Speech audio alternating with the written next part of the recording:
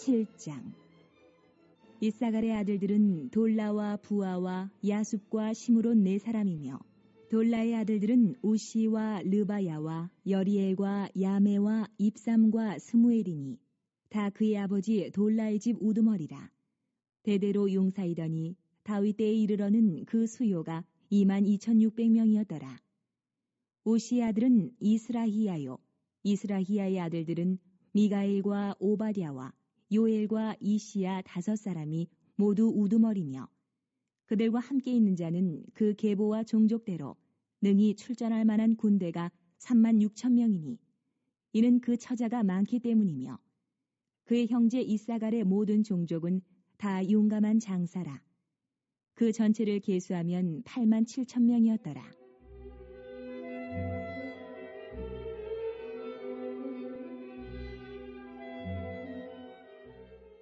베냐민의 아들들은 벨라와 베겔과 여디아엘 3사람이며, 벨라의 아들들은 에스본과 우시와 우시엘과 여리목과 일이 5사람이니 다 그 집의 우두머리요 큰 용사라. 그 계보대로 계수하면 22,034명이며, 베겔의 아들들은 스미라와 요아스와 엘리에셀과 엘류에네와 오므리와 여레목과 아비야와 아나독과 알레메시니 베겔의 아들들은 모두 이러하며, 그들은 다 그 집의 우두머리요 용감한 장사라. 그 자손을 계보에 의해 계수하면 22,000명이며, 여디아엘의 아들은 비란이요, 비란의 아들들은 여우스와 베냐민과 에훗과 그나아나와 세단과 다시스와 아히사알이니 이 여디아엘의 아들들은 모두 그 집의 우두머리요 큰 용사라.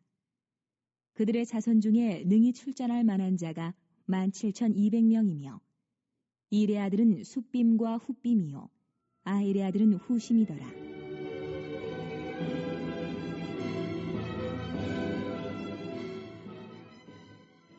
납달리의 아들들은 야시엘과 구니와 예셀과 살루미니 이는 비라의 손자더라.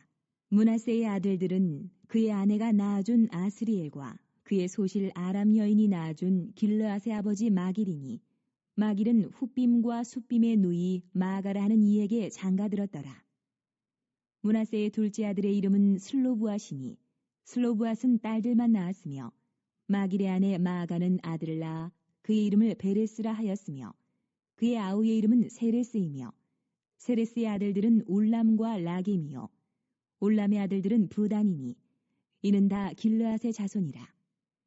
길르앗은 마길의 아들이요 므낫세의 손자이며, 그의 누이 함몰레겟은 이스옥과 아비에셀과 말라를 낳았고, 스미다의 아들들은 아히안과 세겜과 리키와 아니암이더라.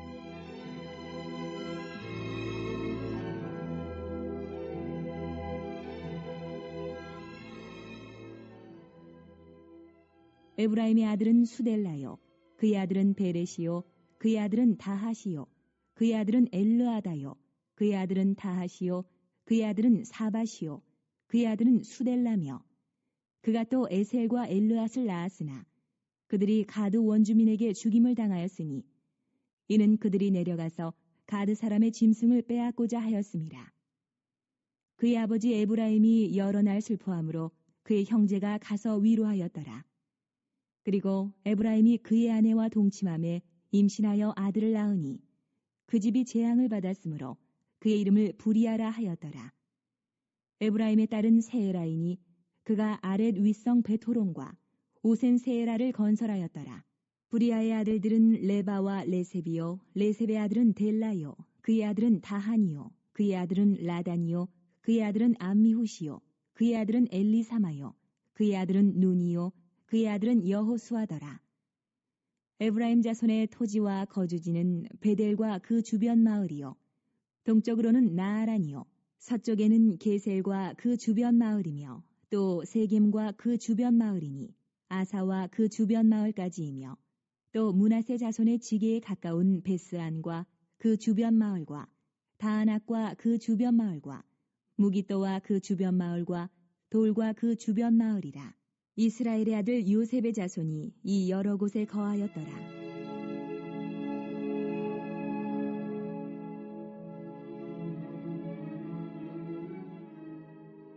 아셀의 아들들은 임나와 이스와와 이스위와 부리아요.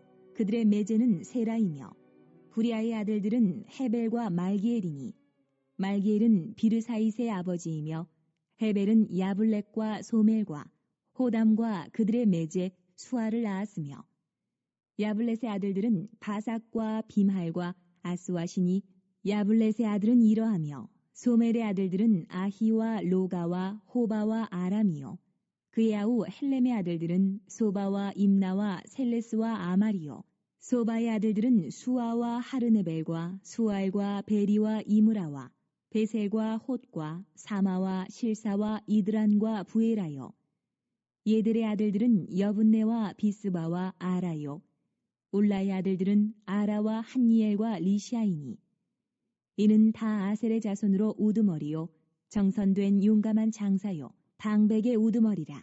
출전할 만한 자를 그들의 계보대로 계수하면 26,000명이었더라.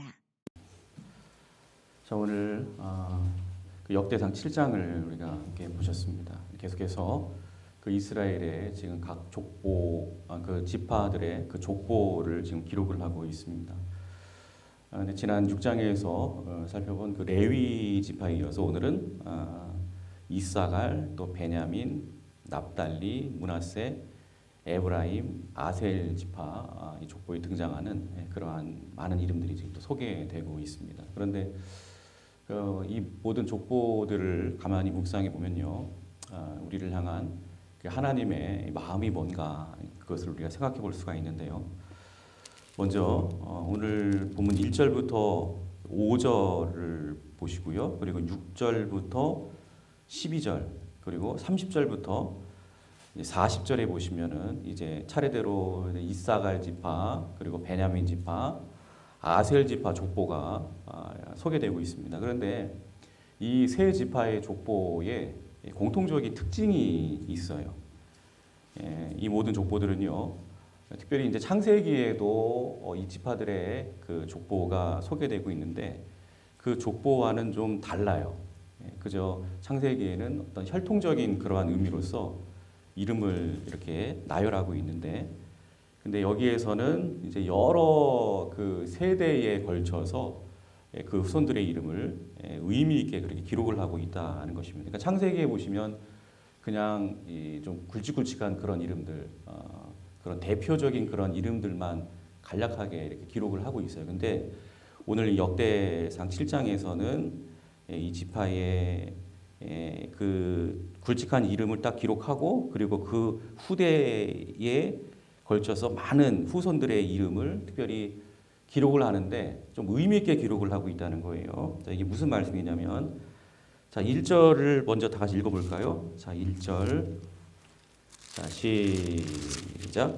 이사갈의 아들들은 돌라와 부아와 아스과 시므론 네 사람이며. 자, 1절이 이렇게 시작이 되고 있고, 그다음 6절도 읽어보겠습니다. 6절은 베냐민 지파인데요. 시작. 베냐민의 아들들은 벨라와 베겔과 여디아엘 세 사람이며. 자, 그리고 30절 아셀 지파도 한번 읽어보겠습니다. 시작. 아셀의 아들들은 임나와 이스와 이스이와 부리아 그들의 매제는 세라이며. 예.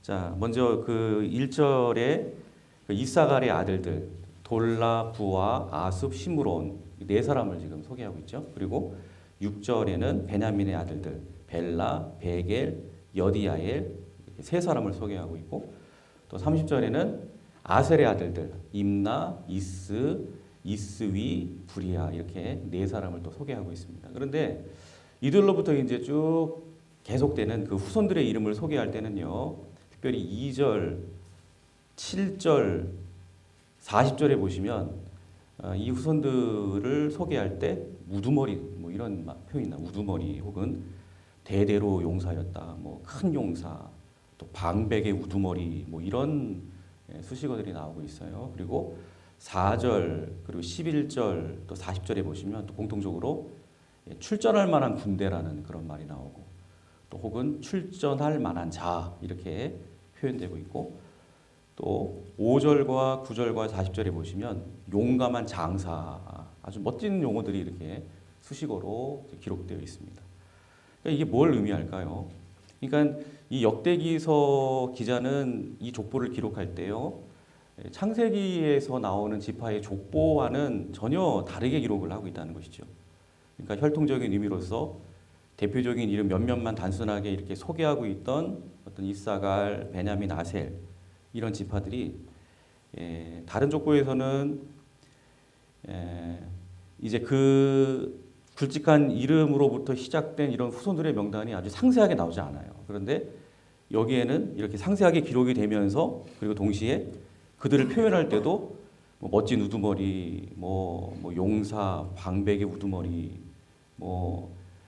용감한 장사, 즉 어떤 리더 역할을 하는 용사들로 이제 이들이 강하게 후손들이 막 성장을 하면서 마침내 하나님 나라의 중요한 역할을 지금 이들이 이렇게 감당을 하고 있다라고 하는 것을 지금 강조를 하고 있는 것입니다. 그러면서 특별히 이 역대기 말씀의 독자층이 어디인지 이미 우리는 알고 있죠. 바로 나라가 이스라엘이 이제 망하고 나서 이제 나중에 포로 귀환을 하게 되는데 이 포로 귀환한 그 이스라엘 백성들을 대상으로 지금 역대기서의 말씀이 지금 기록되어졌다고 했습니다. 즉 포로에서 돌아온 이스라엘 백성들 한번 생각해 보면 그들은 정말 그들 스스로 굉장히 초라하게 생각하면서 모든 것을 다 잃고 이제 기초부터 또 처음부터 모든 것들을 다시 시작해야 하는 어떤 그런 막막한 그런 마음 가운데 있었을 거예요. 그런 그들을 향해서 지금 역대기서 기자는 메시지를 주고 있는 것이죠. 봐라, 너희 조상들도 처음에는 그저 뭐 기억되는 그러한 이름이 뭐 4명, 뭐 3명 그렇게밖에 없었지만 그러나 하나님은 그들로부터 수많은 그러한 후손들을 내게 하셨고 또 모두가 다 이렇게 강한 우두머리로서 또 큰 용사로서 또 용감한 용사로서 뭐 싸움에 출전할 만한 그러한 아주 준비된 그러한 자들로서 마침내 강력한 군대로 하나님께서 그렇게 멋지게 키워내지 않았느냐. 그러니 너희도 지금 스스로 너희들의 모습을 보면 굉장히 초라하게 느껴질 것이고 굉장히 아주 미약하게 느껴질 것이고 그래서 좌절감도 들고 막 상실감도 들고 뭐 어떻게 해야 될까 막 막막하고 그러겠지만 그러나 소망을 가지라는 것이죠. 얼마든지 이렇게 너희도 이제 점점 하나님께서 다시금 이렇게 세우실 것이다. 이렇게 우두머리처럼 용사처럼 강한 군대처럼 너희도 이제 후대에 걸쳐서 다시금 하나님이 강력하게 이렇게 세워줄 것이고 회복시켜 주실 것이다라는 이러한 지금 메시지를 주고 있는 것입니다. 그 소망의 하나님을 바라보고 더 의지해야 될 것을 그렇게 말씀하고 있는 것이죠. 여러분 그렇습니다. 우리 하나님은 저와 여러분들이 그 어떠한 초라하고 연약한 아주 막막한 그러한 상황 가운데 현재 처해 있다 할지라도 여러분 그런 우리라도 하나님은 절대로 포기하지 아니하시고 그런 우리를 통해서도 얼마든지 당신의 위대한 역사와 계획을 이루어 가실 수 있다라고 하는 것을 이 새벽에 우리에게 말씀하고 계시는 것입니다. 자, 또 13절에 보시면 이제 납달리 지파 족보가 한 절로 소개되고 있는데 한번 13절을 읽어볼까요? 자, 시작. 납달리의 아들들은 군이와 예셀과 살루미니 이는 비라의 손자더라. 여기 보시면 특별히 납달리의 아들들 야시엘, 군이, 예셀, 또 살룸을 소개하면서 특별히 이들이 누구의 손자인가 이거를 강조를 하고 있죠. 누구의 손자죠? 예, 비라의 손자였다. 예, 그러니까 이 비라는 특별히 여종이죠. 또 이어지는 므낫세 지파의 족보, 또 에브라임 그 지파의 족보에도 보시면 자 먼저 14절을 읽어보겠습니다. 14절 시작. 므낫세의 아들들은 그의 아내가 낳아준 그의 소실 아람 여인이 낳아준 길르앗의 아버지 마길이니. 여기 보니까 또 므낫세의 아들들을 소개할 때도 특별히 그의 아내가 낳아준이라는 이런 표현이 나와요. 또 그의 소실 아람 여인이 낳아준 이런 표현이 또 나옵니다. 그러니까 아람 여인은 이방 여인이죠. 이방 여인. 네. 또 15절에 보시면 누이 마하가라 하는 이에게 장가들었더라. 또 이런 말도 나옵니다. 그러니까 여기서 공통적으로 강조되고 있는 이름들 어떤 이름들이죠? 바로 당시 사회적으로 소외된 그 여성들의 지금 이름이 나오고 있습니다. 심지어 이 비라 같은 경우는 아까도 말씀드렸지만 여종의 신분이었죠. 또 14절에서는 정실도 아닌 소실, 그것도 아람 여인이에요. 아람 여인. 즉 이방 여인이 지금 이 족보에 딱하니 지금 소개되고 있다는 것입니다. 그러니까 이들은 모두 사회적으로 철저하게 소외되어 버린 그러한 자들의 상징이지요. 그러니까 특별히 이런 여인들을 족보에서 지금 제시하고 강조하면서 하나님께서 이들을 통해서 후손을 이어가셨다라고 하는 것은 우리 하나님께서는 어떤 분이시라는 거예요. 이렇게 철저하게 사회적으로 소외된 그러한 자들도 아주 소중하게 그렇게 여기시면서 그들을 통하여서도 하나님의 역사를 그렇게 기쁘게 이어가신다는 것을 우리는 알 수가 있는 것입니다. 그리고 20절부터 29절에 나오는 이 에브라임 지파 족보에도 보시면 자, 좀 특징이 좀 있죠. 이 에브라임의 자손들을 쭉 기록하다가 특별히 이 수델라라고 하는 자가 두 아들 에셀과 엘르앗을 낳았으나 이들이 가드 사람들의 짐승을 빼앗으려고 하다가 그 기드온 주민들에게 죽임을 당했다라고 하는 이런 아주 아픈 사연이 또 이렇게 기록되고 있는 것을 보게 됩니다. 그러니까 이 남의 짐승을 막 함부로 빼앗으려고 시도한 것은 분명 잘못을 저지른 것이죠. 그리고 그렇게 잘못을 저지르다가 죽임을 당했다라고 하는 것은 이거는 정말 떠오르기 싫은 그런 슬픈 치욕일 것입니다.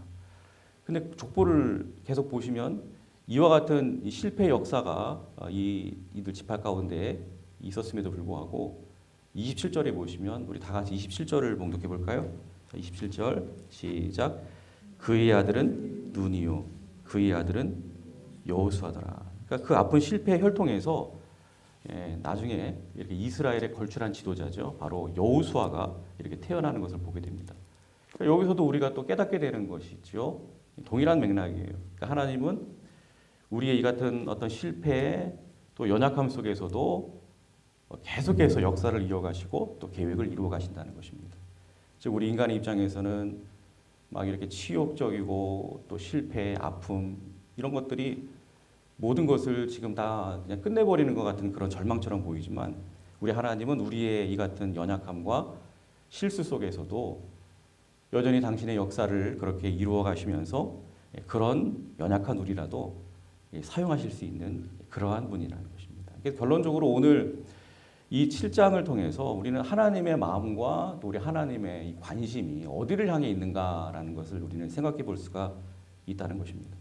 그러니까 하나님은 우리가 집중하는 어떤 혈통의 대표적인 막 굵직굵직한 그런 몇 사람들보다도 이렇게 잘 알려지지 않은 수많은 후손들을 향하여 이렇게 하나님의 관심이 그렇게 향해 있다라는 것이죠. 그리고 이 사회적으로 막 소외된 여성들 또 무시당하던 그러한 또 이방인들을 향하여 하나님의 시선과 관심이 가 있다라는 것을 알 수 있습니다.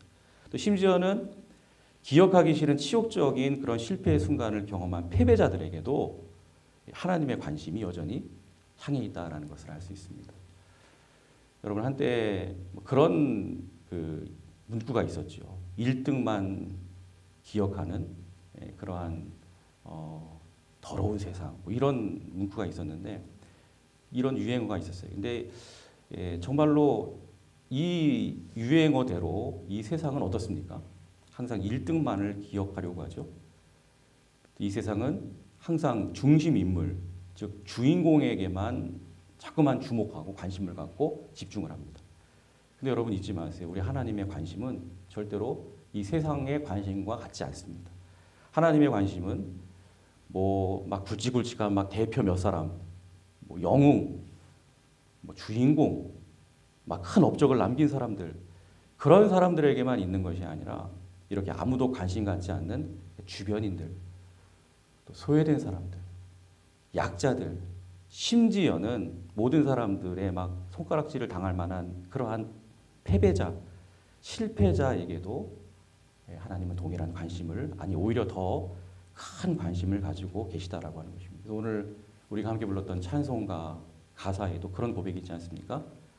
내가 연약할수록 어떻게 하신다고요? 더욱 귀히 여기사. 그런 하나님이세요. 그래서 우리 하나님의 아들이신 우리 하나님 자체이신 우리 예수님께서도 이 땅에 오셔서 공생에 사역을 하시면서 뭘 우리에게 보여주셨습니까? 부단히 예수님께서 공생의 기간 동안 찾아가신 사람들은 뭐 당시에 모든 사람들의 존경의 대상이 되었던 종교 지도자들, 뭐 제사장, 뭐 바리새인, 서기관, 율법사, 아주 화려한 사람들이거든요. 모든 사람들의 관심의 대상이거든요. 그런 자들을 예수님이 찾아가신 것이 아니라 그 당시에 누구도 주목하지 않았던, 아예 상종조차 받지 못했던 그런 사람들, 세리, 창기, 병든 사람들, 또 문둥병, 나병 걸린 사람들, 또 헐벗고 굶주린 사람들, 이런 사람들을 예수님께서 부단히 관심을 가지고 찾아가셨다라는 거예요. 그런 모습을 통해서 하나님의 관심이 어디를 향하여 더 그렇게 가 있는지를 우리가 생각해 볼 수가 있는 것이죠. 그러므로 여러분, 우리가 이 세상에서 어떠한 위치에 있는가, 또 뭐 중심에 딱 있어야만, 모든 사람들이 막 알아주는 그러한 자리에 우리가 서 있어야만 우리 하나님께서도 그런 우리를 봐주실 것이고, 그런 우리에 더 관심을 가져주실 것이고, 더 사랑해 주실 것이다 라고 하는 이런 생각을 하시면 절대로 안 됩니다. 여러분, 우리 하나님은 지금 저와 여러분들의 모습, 지금 현재 이 모습 그대로 관심 가져주시는 그러한 분이십니다. 지금 현재 우리의 모습을 그대로 인정해 주시고 사랑해 주시는 그러한 분이신 줄로 믿습니다. 여러분, 부디 오늘도 소외되고 약한 자들에게, 그리고 이름 모를 그런 주변인들에게 관심을 가지시는 이 같은 하나님의 마음을 특별히 좀 기억하는 그런 복된 주일이 될 수 있기를 바랍니다. 그리고 이런 나에게 연약한 그리고 부족한 나에게 관심 가져주시는 그런 하나님께 여러분들이 감사하시고, 더불어 하나님께서 이렇게 소외되고 연약한 사람들을 향하여 관심을 가지고 계신 것처럼 우리도 그 하나님의 마음을 좀 닮아서 우리 또한 그들에게 더 많은 관심을 가지고 소외된 분들, 그런 분들에게 더 겸손한 마음으로 그들의 손을 잡아주고 또 섬겨줄 수 있는 그런 복된 주일 보내실 수 있기를 주님의 이름으로 축복합니다. 하나님께서 기뻐하실 겁니다. 기도하겠습니다.